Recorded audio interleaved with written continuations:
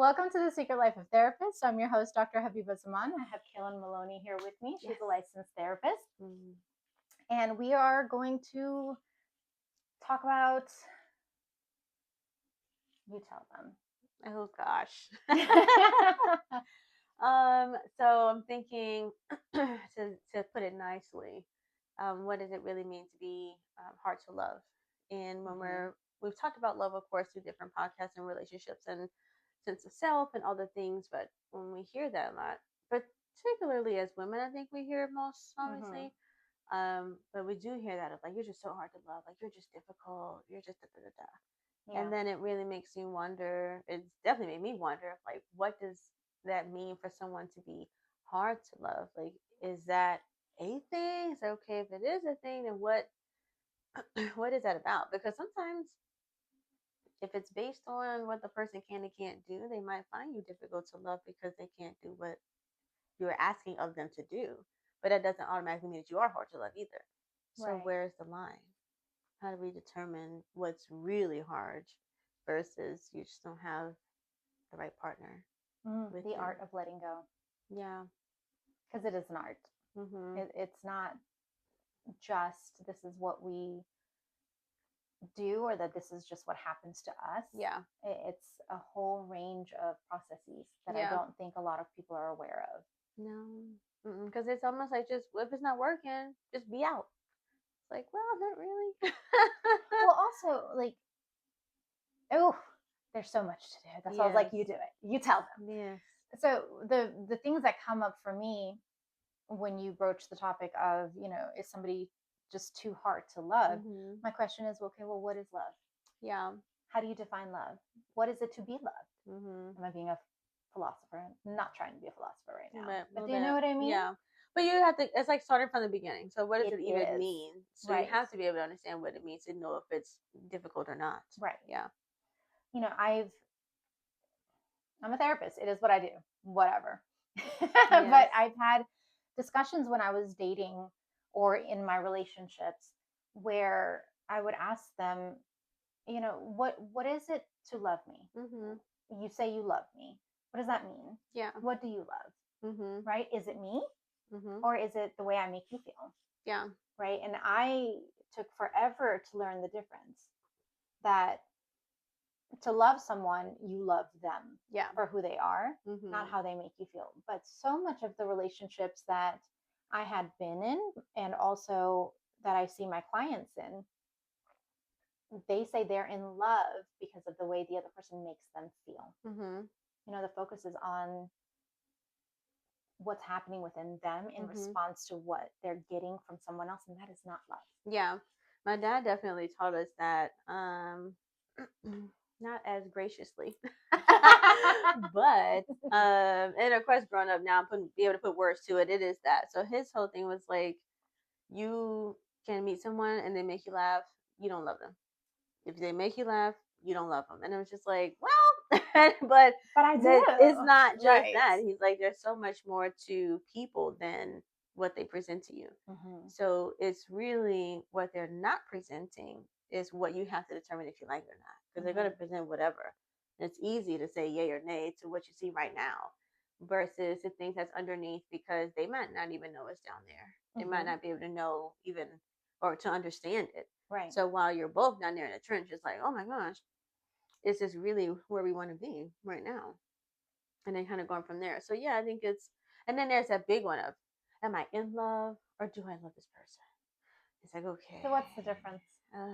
I actually asked this in the last podcast. I know. He was like, I don't know. I'm still trying to figure that out. Yeah, I think when I'm trying to conceptualize it, it's in love is more of like qualitative data, almost like, and to love is like quantitative, is how I break it down. So if we're in love, there's a pot that includes our vulnerable spaces, and we are still loving that even through the difficulties of the vulnerability, whatever is included in that. So if there's some trauma from the past and you've worked through it or not, or working through it, am I loving you through that? Am I still able to see myself through this at the same time? To love someone it's outside to me. So, because I love French fries all day. I just ate some.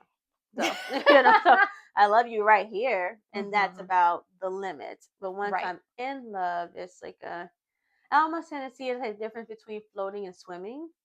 You're just right on top and you're there, but you're just kind of right on top. Versus if you're swimming, you're in and out of the water. You can go deeper into the water if you need to, come up. So there's much more fluidity within being in love versus just the love. Yes. Yeah. And beautifully. I love all your metaphors, the way you give the imagery with everything. Because I had someone, a professional in this profession, challenge the fuck out of me. Oh gosh. When I said it's more important to be in love than to love. That's a question. Because you have to be so intentional to stay in love. Yeah. And it requires effort. The love requires effort too. Yes, but the reason I said in love, and then I also, the way I described it to this person was, I can be in love with my children. I can be in love with my lifestyle. I can be in love with my work, right? Because all of these things, it's a conscious effort to be in the moment and appreciate it for what it is right there. You're constantly acknowledging the things to have the gratitude for. Yeah. And then, I love my house, but I can also let my house get into a disarray. But if I'm in love with my house, right? Yeah. I make that daily effort to keep it clean and taken care of and things like that. So I think the energy behind and the way they challenged me, they were like, well, you can't maintain that. And I disagree. I disagree with that, because I have been in love with every version of these babies, and one's about to be an adult in a few months. Oh my God. Do you know what I mean? Yeah. But again, same thing with him. Like, I'm in love with the human that he is right now. It is ridiculous, right? But that requires me not to take him for granted. Yeah. Or the stage in life where he is, or the time that I have with him. Yeah. Right? I would say it's definitely able to be maintained. Right. I think for my thought is the challenge of like, which is more important? Is it in younger folks, the conversations have come up of, is it more important to be like loyal or loved and like that? So it's a similar concept for me of, is it more important to be in love than love? But I don't know. I guess it depends on how you define it. Yes. Because I think my definition of it is very different. Yeah. But that's also probably because all the people that were supposed to love me, that said that they did love me, were the ones that hurt me the most. Yeah. Right? That my well-being wasn't their primary concern. So I associated growing up, and then the timeline from then on until recently. Yeah. That love comes with that. Yeah. Sure. Right? Like, people that I saw would pay more attention and put more effort towards strangers than they would towards their family. Yes. And my definition is the opposite. Okay. You give that attention and love to family more than you would a stranger. Okay. Because again, that's to show that constant valuation of who they are and the importance of who they are to you. Right? Instead of, oh, that's family, they'll be around, so you can do whatever you want with them, you can treat them however you want, they'll still be around. Yeah. That was a message that my children were fed also, that I vehemently disagreed with. Yeah. You don't just tolerate disrespect and neglect or abuse just because they're family, because they love you. That was a hard lesson for me to have to with my siblings, but I mean, it's. But then they love you though. Yes. So they always tell you, but I love you. Yeah. But I love you. So forgive me because I love you, but also because I am friend, best friend, sister, brother, we're close, cousin. So we have to let it go. Right. Yeah. I think that's why I see in love versus love so differently in that way, because what I've understood to be this person loves you, it doesn't always match what it looks like to be in love, because I think that one of them is mutually exclusive. I don't think it goes both ways. I think it's, you, to be in love, you do have to have love, but to love someone, you don't have to be in love. So which is why I put higher value on in love. Yes. So you have to have both and in not that in a aspect. romantic sense, obviously, because I use my children as my or my pets or my house Floridian days right now. No, psychodynamic, yes. yes, but not Freud. No. But yes, I think it's more in that area of when we're thinking about the in love piece and what was our experience of love? How did we come to understand love? It wasn't so much of a painful experience, I think, for me, but it was just more confusing because I didn't. So my parents weren't like children-y, I guess. Like, so they didn't do like board games and Disney movies and books and stuff. So they weren't doing all that. I did watch Disney movies a lot, but I watched them, not we watched them. Yeah, no, they didn't even buy it, so it was a no. But that might have been a good thing, maybe, because now we have the these messaging expectations, right? But so with that, I think so I didn't have the thought of like, oh, this is going to be a whole this big fairy tale thing, and it's going to be what love is. I didn't have that, but I knew that what I was seeing that was being called love didn't feel right. It didn't feel like it was a good place to be. And I thought that with love, you're gonna not love it forever, but you're gonna love it forever. Like it shouldn't be a moment where you're just like, oh, because at that point, you never questioning like, is this really fully love, or is this maybe a portion of love, or is this something that I was thinking it is, but it's not, and I was loving that kind of potential or fallacy of what I was wanting it to be. So it's more of a confusion for me a lot, and so that's why it became, are you in love? But I really didn't even ask anybody when I think about it. So I'm thinking about what you're saying within your relationships, asking those questions.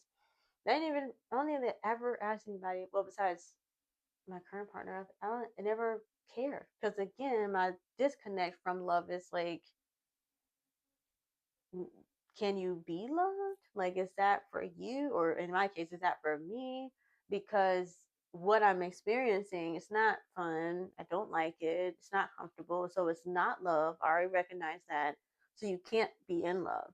So then, is there love for me here? Like, where am I in my life in general? Like outside of my my family. But it's like when I start to gain more knowledge and understanding of different complex relationships, dynamics, myself within the relationships, then it became, all right, well, being in love and choosing your love is very important, because it's not just like it's going to just happen. Right. Like you want it to be just happening. And I do think, when it comes to romantic love, there's a misunderstanding or misusage of being in love with limerence. The original attachment that you have to someone, the obsession, the burst of chemicals, oxytocin, dopamine, all of that, the addiction part of the it. honeymoon. Right. And that, we talked about this before, it's about 18 months long. That's not in love either. Because you can't, and I've had people argue with me, and that might be the case. You guys can disagree, and that's totally you're right. This is just my perspective. This is my experience, and from what I've learned and been taught. But that chemical attachment obsession thing is limerence, and I've had people argue with me. They're like, no, I am in love with this person. And I was like, it's been 2 weeks. You don't know this person. You have to be able to see how they are when they're happy, when they're excited, when they're heartbroken, when they're angry, when they're depleted, when they're discontent, when there's discontent and just devastation sometimes, right? You have to see all of these facets of a human being to say, I love this person, or I'm in love with this person, because then you know them. You can say that these are all that. You can't take a little snippet of the best version that they give you with the the rush of chemical bombarding cocktail in your brain, and say, I love this person, or I'm in love with this person. That part is limerence. That's that original attempt at attachment. And if we really want to get attachment theory on it, then there's somebody that this person reminds you of from early childhood, that was important to you, and you're trying to then take all of that and dump it onto this person, latch onto them, and heal that side of you. Yeah. But we won't get into that because not yet. Not here. Yeah. But right, there's a difference between that and what I'm talking about being in love. Because again, mine has been 17 years of being in love with these children. Yeah. Right? Off and on, based on who they are and whatever transitions they go through. Right. So I do think it's maintainable. I do think it's sustainable. And I do think that's better than, like you said, you love French fries. Yeah. Right? That's that kind of surface level on top, and it's just, it's there. But it's so easy then to take that for granted and to start neglecting it. Well, maybe that's the piece of the hard to love, of the changes that, because we're all going to go through them. You have to evolve in life. And so maybe that's the hard to love piece, is that it's hard for people to accept the change and the evolution that we go through in life, phases of life or whatever. And that sometimes is hard to continue to love through. Because sometimes those phases are hard. Sometimes they're very just heavy for whatever reason it may be. And sometimes it's hard to get through that. So maybe the hard to love is more in that area of, you change, and I can't keep up in that area. But I don't know if anyone's hard to love. Does that make sense? As in, like, I'm either going to or I won't. And then the transition that I'm witnessing, I feel like there's a lot of other things that happen before. Yes, for sure. Meaning, like, I'm disappointed in you. Yeah. And then I've lost respect for you. Yeah. And then I'm trying to avoid you. And then, does that make sense? Then it's like, then that love is gone. Yeah, and that way, then the focus then becomes like, I want to have this love for you, or I want to continue this level of being in love with you. But because of these other factors, it's just not happening. Right. So in that respect, yeah, like, then it would be difficult. Were you ever told that you were hard to love? No. My dad told me I would have a hard time finding someone, though. So it's more of the opposite. So it was more like, you're not difficult to love, but you have a hard time finding somebody that's going to be able to meet what you need. And again, never understood it. Again, that's the same subconscious message. You are then hard to love. Yeah. Does that mean I don't mean that he intended to make you feel that way. No. I was told that just straight up. No. And I think it's because love is so delicate. That's one of those things as well. Because you'll be in relationships and it'll be, you don't love me. We've been friends for like 15 years. Like, it's like, and it's hard. It is uncomfortable to say, no, I don't. But like, I don't. And in the same context of, like, you're gonna have a hard time finding someone to meet you where you need to be met. Then it brings that of, like, true though? Hard to love. And I think this is something that I've been working with my clients on, because I've had to work on this for myself. I am difficult to love. Because I'm not for everyone. Yeah. Right? For someone that wants, I can't even say it with a straight face. But someone who wants a chill human being. Yeah. Passively. Okay, babe. Very passive, very submissive. So super doesn't speak their mind. Oh God. Right? Doesn't fight injustice. Yeah. You're not questioning things. I have been in a long-term 14-year relationship where it was the constant message was, you're too much. You're too much. But I am. I'm okay with that now. But it wasn't just that relationship. It was a whole lifetime leading up to that relationship where I was. Yeah. Too much. Yeah. Too much of everything. And hence the equation to that is, then you're too much to love. This is why you were rejected. This is why your mother left you. This is why your father gave you up. Right? Like, these are the connections my brain made. And so I spent a lifetime trying to be the good girl, right? The girl that they would be proud of, that would be smart enough, that would be accomplished enough, that would be whatever enough. Just you name it. Yeah. Right? And then my culture reinforced that I was too much. We would go to religious studies, and God, so much with the baton, like the God, the switch or whatever you would call it here. But he had a straight baton. one of those rubber, like, like police type things. And it would leave whelps. And I remember, and it was because I was like 5 or 6 years old, and it was because of, what did I do? Oh, somebody else was about to get hit, and I was like, I don't think what she said was wrong. Like, what did I do? But it's funny because I have a photographic memory, so I can tell you exactly where I was sitting, exactly what my friend looked like, exactly what he looked like, and the teacher, and what I was wearing. I had my favorite yellow dress on. Wow. So I was like, I can see it play out. Yeah. And then it was, oh really? Then why don't you take it for her? And I was just like, fine. Yeah. So again, I am too much. I wasn't just quiet. Chill at all. Yeah. And so anyone who's looking for that I'm gonna be too much for. But I finally learned to be like, yes. Yeah. You're looking for tea, I'm tequila. Right. And again, that's person to person though. So then that's why I'm like, but were you taught that? Is it really hard to love, or is it just based on the person? Yes. I don't think it. I mean, look at, what is his name? Ted Bundy? Oh yeah. Or Dahmer, or they all had somebody that loved them. Yeah. They did. Right? All sociopaths, all murderers, somebody there that loves them, that's still, I got you. Yeah. But is it love? Was it expectation? Is it, this is what I'm supposed to do? Because unconditional love is such a bullshit commentary expectation. Super hate it. Of course, like, so bad. The only thing that you can ever have unconditional love towards is a baby. That's really it. Or and puppies, literally animals. Because there's not this kind of retaliation. And because the unconditional piece, I had to learn that too, which is part of we're family, you have to do da-da-da. Yes. So it's really where I learned that kind of from, like, there are conditions to love, and that's okay. Because again, it's very black and white. It's either unconditional or you just don't love me at all. But that's not true. I love you. That's toxic relationships. But I'm not going to let you disrespect me.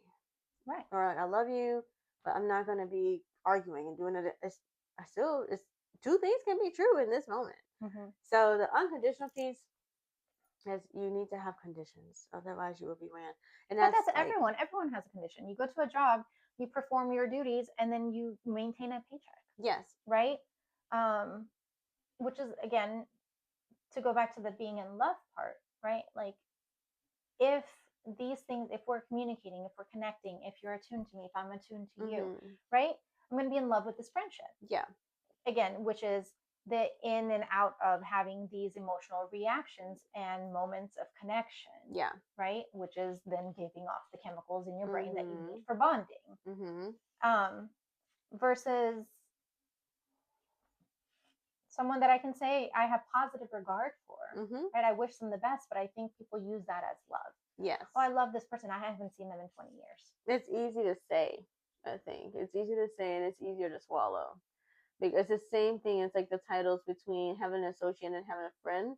It's very difficult for people to just say, oh, that's an associate. It sounds very harsh. It sounds very distant, like you don't really like them. But we're not at a friend level. You're still just masking then. You're then showing up in a way that you're supposed to. Yes. You're supposed to say this instead of this. So it's kind of like done as a mask. Right. It's just done in a way of, this is what I'm supposed to do right now. So I'm gonna say I love you because I haven't seen you in 10 years. So, but like, I know it's really not for real love. Right. Happy to see you. My guy, I can't believe you're here right now in real time. You're doing so great, whatever. But it does not automatically mean I love you. No. And very few people, by the way, that I say I love you to. Yeah. And there is no saying it out of habit. No. It is so weird for me, let me tell you. It is so weird for me. Because I am not that person to just be like, oh, I love you. I'm not that. It's so when people, I've had like friends say it to me, and I'm like, Do you say it back? Because you feel like you have to? I just, oh my God, you're so sweet.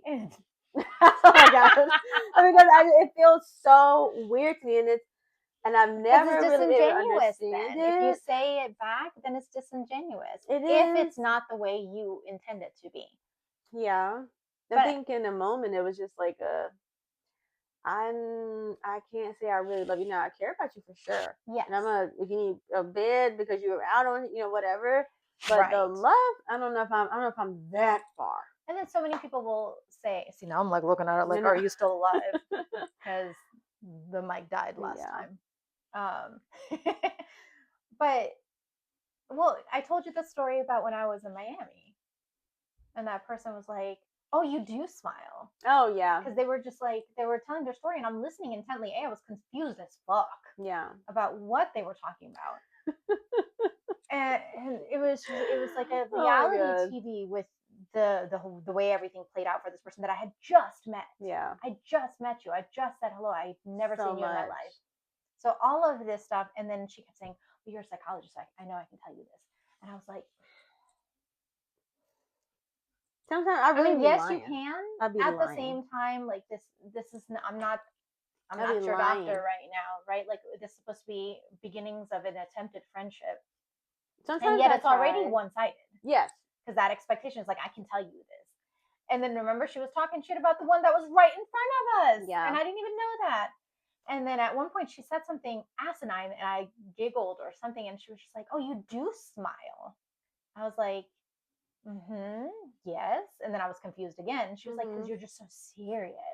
You're so serious and put together and so professional. She hasn't seen any of these, obviously. And I was like, yes, I'm selective.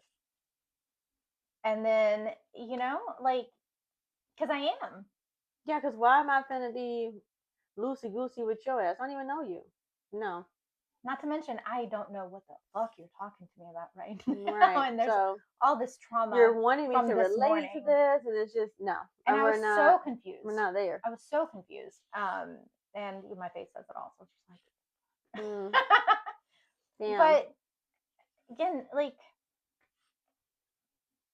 then they'll be like, oh my God, I love you so much. And people are like, but it's not that serious, right? Like, you can throw it.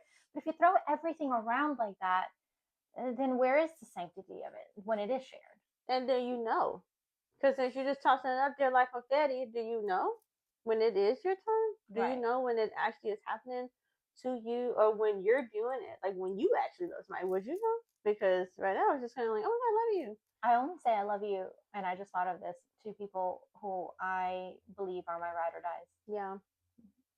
That I'll do shady shit for, and they'll do shady shit for me. You keep it moving. So nasty. Not even think twice about it. No. Which is very, very few. Yeah. But I think that's a part of what makes love so strong and so important. It's because we're choosing. So this is not like just because I'm kind or whatever, then everybody just gets this blanket love. No. Which is why I don't consider that love. Why it right. Or more importantly, in love. Yeah, definitely not in love. I think it takes a while to be in love. So the love at first sight deal, exactly. I'm not your girl for that. But I do think that because then it's intentional and it's which is the flip side of what society thinks being in love is. Yes. But again, that's not love. That's infatuation / limerence. Yes. Which to me is what love at first sight is. Yeah. I'm not. If you found your mate, you put your eyes on them, they're beautiful. It's fantastic. I don't believe in none of that shit. I really don't. And I had that, right? Where they asked me on our second date, I was like, do you believe in love? First I was like, no. No, hell no. And then I later found out 2 years later that they actually thought that they fell in love with me. Oh my God. And that was my response to them. Yeah, that's so sad. But I mean, it's the truth. It's the truth. And it's not, again, so it's not so much that you can't be loved quickly. But I don't see it as a genuine thing. But you can't, though. Because you don't see them. Yes, you don't know me. I don't know you. You don't even know. As my dad says, you have to decide if you like their funky feet and if their shit stinks enough for you to bypass in the morning. You have to decide. When this person is really showing themselves. Right. Excuse me, are you really going to be there? Right. You have moments where you have some couples really go through some shit, whether it's legal things or whatever. And it's like, are you loving them through that? Yeah. There are going to be times where you have to love the person just that versus we're going to be sharing this mutual thing here. Right. So the love at first sight deal for me is not legit because you don't even know what you're capable of for me. Like, do you have what it takes to even be with me? Ride or die. Like, you don't even know. Right. And so to the point of like being hard to love, do you even know if I am easy to love? Because I seem real fun right now, but when I don't call you, you're going to be sad. And then, or if I tell you that what you did hurt my feelings and I don't like that, and now we need to discuss which values of mine were violated. Yes. Then. Yes. Oh my gosh. Okay. So then it becomes. Oh my God. Because then it becomes that. Because I've had that definitely within friendships of just. Because I think I think my friendship and relationships are different functioning a little bit for me because I cut off relationships very easily. It's like, okay, bye, whatever. Friendships I put a little bit more effort into, but was I don't know why. We'll talk about it next time. So with the friendships, it's like once they recognize, oh, she's not gonna just keep doing whatever. She's not the comedian. She's not just the da da da. I don't really like that. So I'm gonna kind of give you this right here, and it's like, oh, okay, well, yeah. What did you think I really going to be just this entire time, the entire fucking way? Like, right. Obviously, there are other things in me. I have other emotions. So no, I'm not going to think the person sees me, and then they have like this future, I don't know, what is it? Yes, psychic thinking of, man, I've seen you through these 50 years. I'm gonna love you all the way through. You don't know what the fuck I'm gonna do. So you don't. You can love me, and I'm fine with that.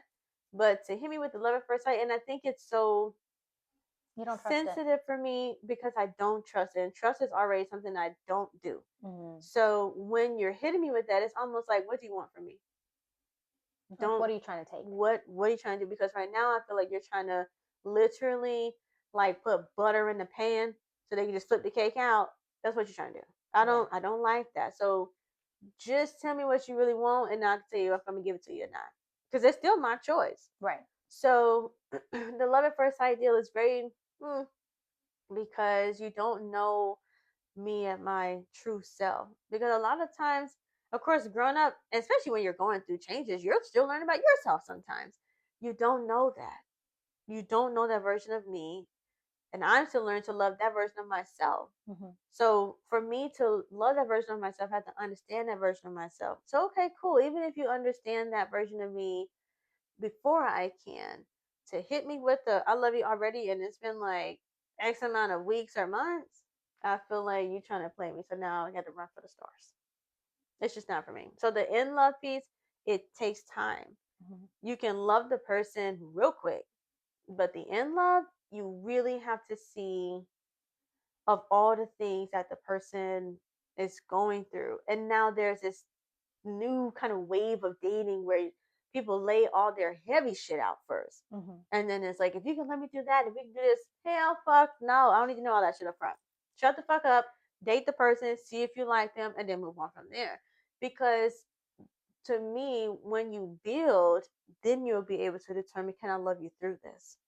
If you give me all of this stuff first, I feel like I have to decide and I have to love you, or I'm not, or I'm this. But depending on the type of relationship that is cultivated, if your traumas come up from the past or something pops up and it's like, whoa, I'm able to understand where you are and I can meet you where you are. So if we have to lay on the floor together to manage your breathing, I'm going to lay on the floor with you because I'm able to meet you right there. But if you just met me 2 weeks ago, you ain't going to do that. Well, part of me understands that only because there have been people that I've dated where they're, for as long as they've known me, mm-hmm.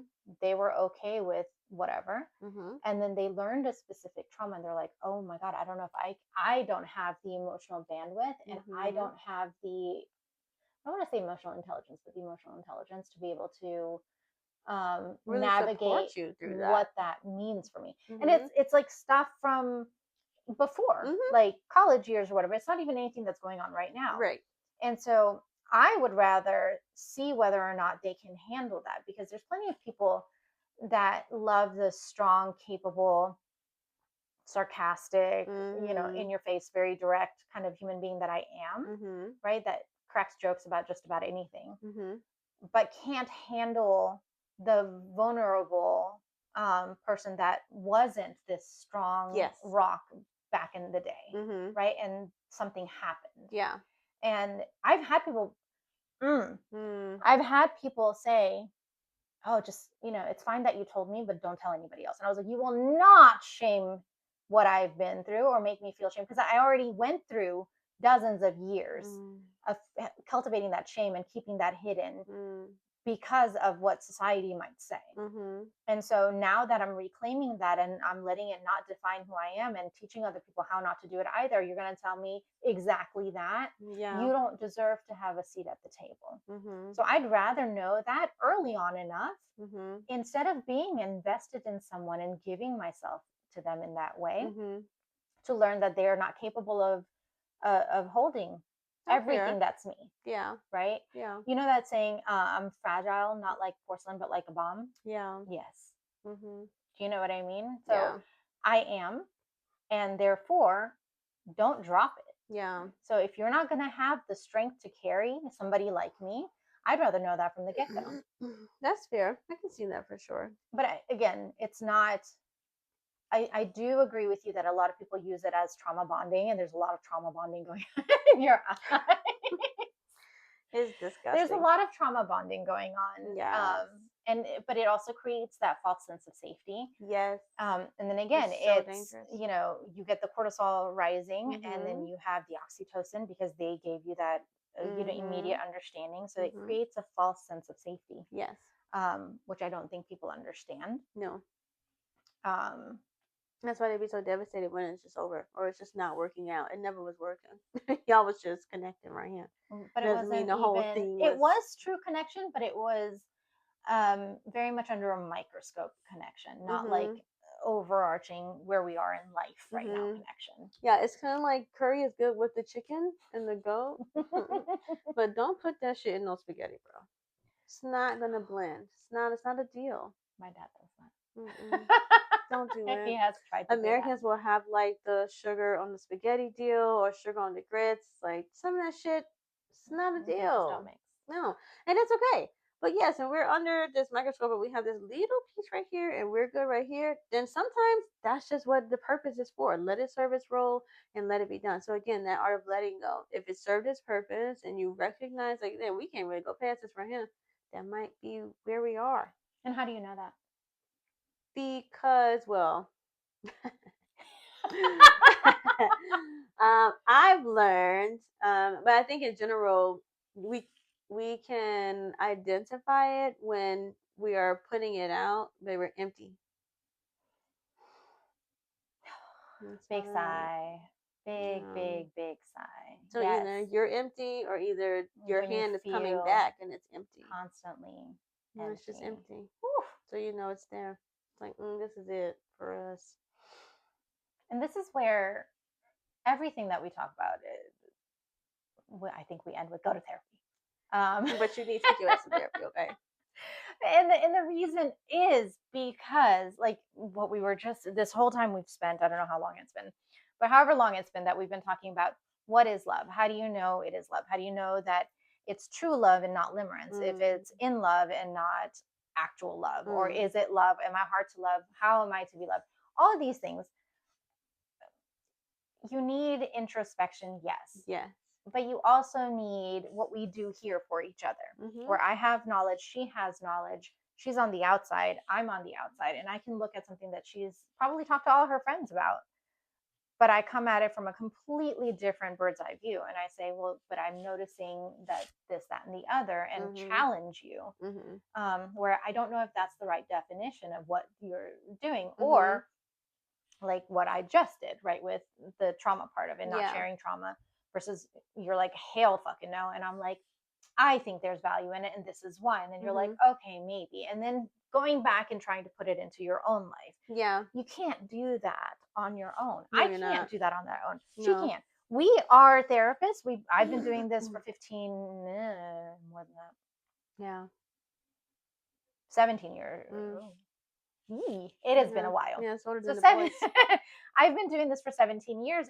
And my therapist, every now and then he'll be like, actually, I'm like, shit. And here I'm like, and I've done this, and I've done this, and I've processed this, and I know this, and I da da da. And then he'll just throw something out there with respect, Habiba, right? Could it be this? Or have you noticed this? Or is this something that's rearing its ugly head again? And I'm just like, well, fuck.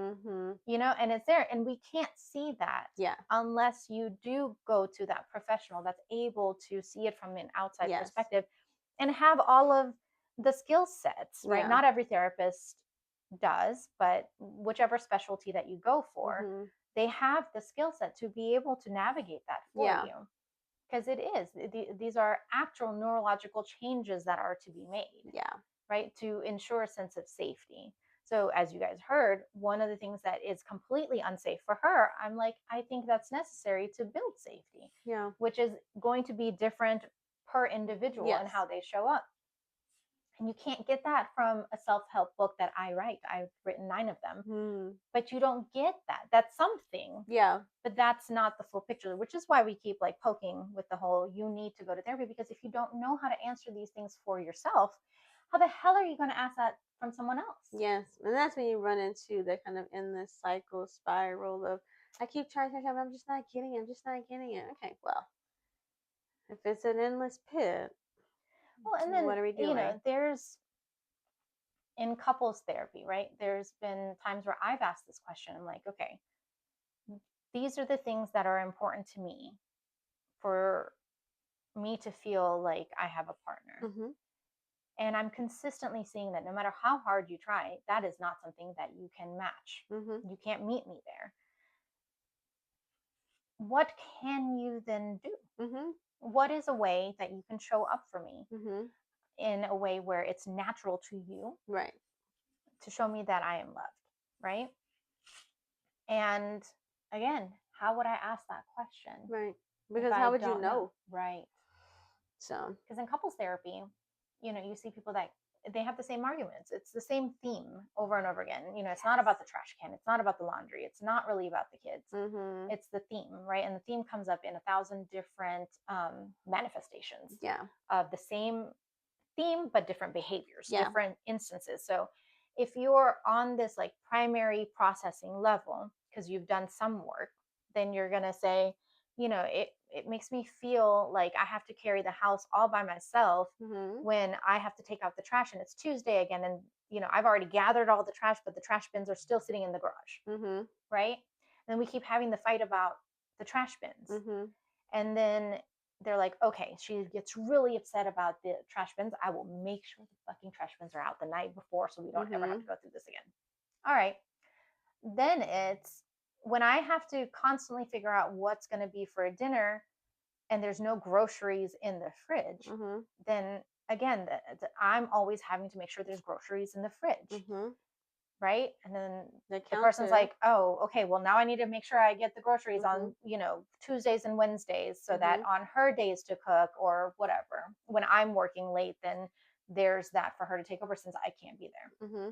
How many behaviors are you going to change before you realize it's not about that? And then I'm going to jump in, the person on the other side of questioning, damn, are you hard to love? It becomes that conversation. Because I keep doing what you want me to do, and it's still something else. And it's something else. It's like, I'm just not enough. So you're just so hard to love. It's da-da-da-da. You're missing both sides, missing the bigger picture. These little instances are still wrapped in this big umbrella bow of lack of support. So if we manage, what does that mean to have support? Or whatever the constant theme is, right? You work through that. So again, are we really far? Right, the theme. Whether it's support or feeling alone, yes, or feeling I mean, feeling alone is my biggest thing, right? Where I'm like, when there's shit that needs to get done, I'm the first one to have problem solving skills, and then it gets taken care of because it gets taken care of right there. But then I'm always the one that's taken that's been my issue in my past marriage, right? Where it's like everything falls to me because you process 3 days later. Yeah. And I have, an infant and a newborn. So processing 3 days later is not going to help me at all. Work. Yeah. Right. So those are again, but I have to be able to communicate that that's the theme, that this is a theme that shows up. Also, then after all the conversations are done, all the solutions and the strategies have been exhausted, for me to then say, you don't have the forethought and processing to plan for things unless you're told what to do. And I can't be in a relationship where I'm constantly having to manage myself and manage you and 2 babies. So and therefore, this is not working. This is my limit. This is it. Right. Yeah. So you got to know. So be comfortable within yourself. Even if you're not comfortable saying it, because things are always hard to say. But be comfortable in yourself to have that realization and acceptance of I've done everything I could do at this point, and I don't want to do more. Even if I haven't done everything I could do, whatever else there is to do, I don't want to fucking do it. It's okay. It's just too much for me, and I don't want to do it. And it is if you make that choice. Like that's just where it because we don't have to be to the end of the cliff before we're like, you know what? All right, I'm done. But if we stretch ourselves every single time, we're not gonna have anything. And then again, that's person to person, right? And what you're wanting in your relationships, whether it's friendships. And you'll see the themes are the same in all relationships. What I want from my children is the same thing that I want from my friendships. It's the same thing I want from my parents. It's the same thing that I want from a romantic partner. Yeah. It again, the behaviors manifest in different ways, but the theme is the same. It's the same. Because those are my values. That's your core values don't change. That's a hard lesson that all of my clients learn, because they're like, well, yes, this is one of my very, very important values, but that's okay, and I can maybe not let that be important. I'm like, yeah, sometimes I'd be good luck with that. I'd be like, okay, cool, go ahead, have fun. So I'll work with them on that, and watch them fall on their face. Yeah, and then I'm like, well, remember you're gonna be working through that, right? Because this is a value that you're willing to kind of compromise on a bit for this. And well, I don't know so much now. Oh yeah, probably not. Because it's not you. It's a part of you. Yeah. It's important to you. You have to do our values do define us. Yeah, it does. That's how you know who you are. When I'm helping people rebuild their identity, right? Or just forget rebuild. Just figure that out from maybe the first time ever, because they're finally in a place in their life where they can have introspection and be like, maybe I can try to figure out what works for me and what doesn't. And it's not about the children, the work, the parents, the partner, and all of that. Maybe it can be about me. When we do that, that's the foundation. Yeah. That's the concrete slab before the house can be built. Yes. It's identifying what these values are, how you define them, what that means, and what that looks like. That's the first couple of things that we do. Yeah. Which is why you're not going to love me at first sight, because you don't even know. Because you don't know. Right. But if y'all agree,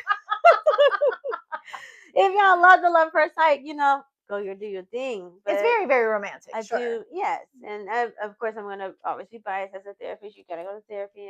There's so many deep-rooted things that you don't know, and you won't know because you're not on the outside of yourself. And you don't have enough introspection to pull those things out of your subconscious. You just don't have it. So, and neither do we. No. That's why we have therapists. Otherwise, it would be like, how? I don't think I would be as good as my job as I am without my therapist. I'll say that. Because there's at the same time of me being the client, I'm also learning at the same time. So there's a lot of like kind of multidimensional things happening. And it's cool when they see a change in you that you haven't identified yet. Yeah. Right? Yeah. Where cat. Sorry. Squirrel. Literally. Oh gosh. Guys. Okay. But like the latest one that what did he tell me? And he was like, I don't know if you've completely dissociated from the situation or you've actually learned to accept that you're not going to get what you're looking for because the need has changed now. Yeah. He was like, you no longer have the need to be understood. And I was like, since when? Yeah. But it is true across the board. And then he was like, but I don't know if you're just dissociating as fuck all the time either. And I was like, it's definitely a big thing to think about. I'll let you know. Yeah. But if you would have met me 10 years ago, everything was, let me convince you of my perspective, not so you can absorb it, but so you can understand me. Yeah. It was a need of mine, a deep, deep need to be understood. Yeah. And not misunderstood. Let me put it that way. And now it's just like, okay, yeah, take it or leave it.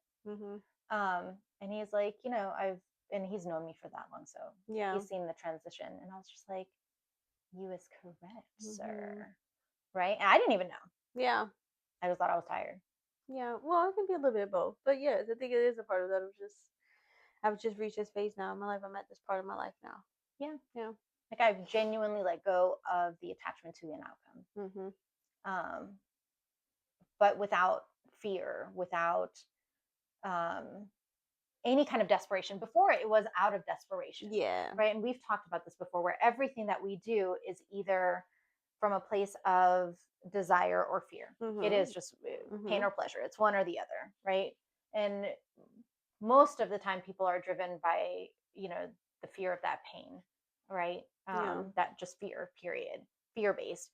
And transitioning from fear-based to desire-based is very difficult, but it happens when acceptance is there. Yeah. Yeah. So I think it's, again, we're thinking about love and we're thinking about desire and how do you love? How do you want to be loved? Being in love, all things love. Be honest with yourself of where you are in your life right now, because it doesn't mean you're going to stay there and forever. How you're showing up, yeah. Yeah, and how you're showing up. So if you can be honest with yourself, then you're able to carry yourself through these different kind of phases and evolutions in life, because you're going to change as you get older. You're going to change, and so you have to be able to see the thing, accept the thing, and be okay with the thing. And if you want to change it, then change it. But be honest with yourself about what you're seeing here. And otherwise, you'll run into trying either over explaining to make the person understand, or you're trying to convince that person to make you to feel a certain way or think that you want them to make you feel a certain way. It's a lot of layers there. So start with you first. If it includes therapy, fantastic. But if it doesn't, that's okay too. Right. But start with you first and then kind of roll from there. So I think love is very loaded, but start with where you are first. Yeah. Exactly. That's good. If it works, great. And if it needs to be let go, then that's okay too. Yeah, it is hard, but it's okay. It's good. Lots of stuff. Lots of stuff for y'all to take home. So definitely thinking it through, kind of processing, I think, after even still for myself. So it's good. Thank you.